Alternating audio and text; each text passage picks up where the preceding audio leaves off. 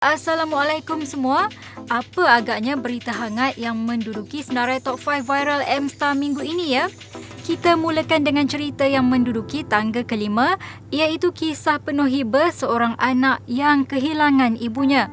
Menerusi perkongsian skuad pengurusan jenazah Malaysia SPJM di Facebook, si anak pada mulanya begitu tenang dan ceria tatkala melihat jenazah ibunya. Namun ia tidak bertahan lama. Sebaik sahaja kain yang menutupi wajah ibunya dibuka, wajah lelaki berkenaan bertukar hibah lantas menangis teresak-esak.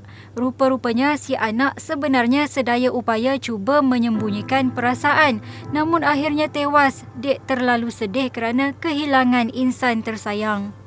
Di tangga keempat pula, cerita mengenai gelagat seorang penunggang motosikal yang bertindak melepaskan pelbagai jenis anak ikan ke dalam takungan air di laluan motosikal di sebuah lebuh raya. Dalam kolam yang kita nak buka nantilah. Yang seperti video pertama, kalau siapa-siapa yang dah tengok video pertama tu kan, ini kita berada di tepi Federal Highway. Video pertama kita record sebelah sana. Video kedua ni untuk nak melepaskan ikan ni kita record sebelah sini. So hari ni mari kita melepaskan ikan. Betul-betul kita nak lepas ni. Okey. Satu geng sudah pergi. Itu anak-anak ikan puyuh kalau tak silap. Yang ni Tindakan penunggang itu adalah sebagai menyindir pihak berwajib berikutan masalah banjir kilat di laluan itu yang tidak berkesudahan. Difahamkan keadaan tersebut berpunca daripada saluran air atau longkang yang tersumbat di lorong motosikal akibat hujan lebat. Harapnya isu ini dapat diselesaikan segeralah ya. Next, di kedudukan ketiga top 5 viral M-Star ialah kisah pendakwah terkenal Ustaz Abid Liu memohon maaf kepada sebuah universiti awam kerana tidak mengikut prosedur operasi standard SOP. Ia gara-gara usaha Ustaz Abid untuk membantu menghantar pulang mahasiswa IPTA berkenaan berikutan arahan penangguhan pendaftaran ke kampus.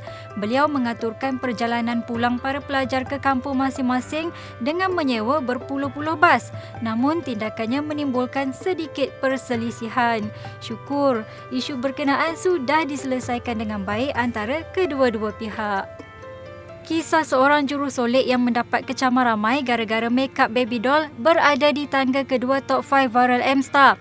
Menurut jurusolek bernama Atila, ketika itu dia yang menjadi juri di sebuah acara diminta untuk melakukan demonstrasi solekan bertemakan baby doll. Katanya, dia yang lebih 6 tahun berkecimpung dalam bidang ini lebih mahir melakukan solekan kesan khas berbanding solekan kecantikan.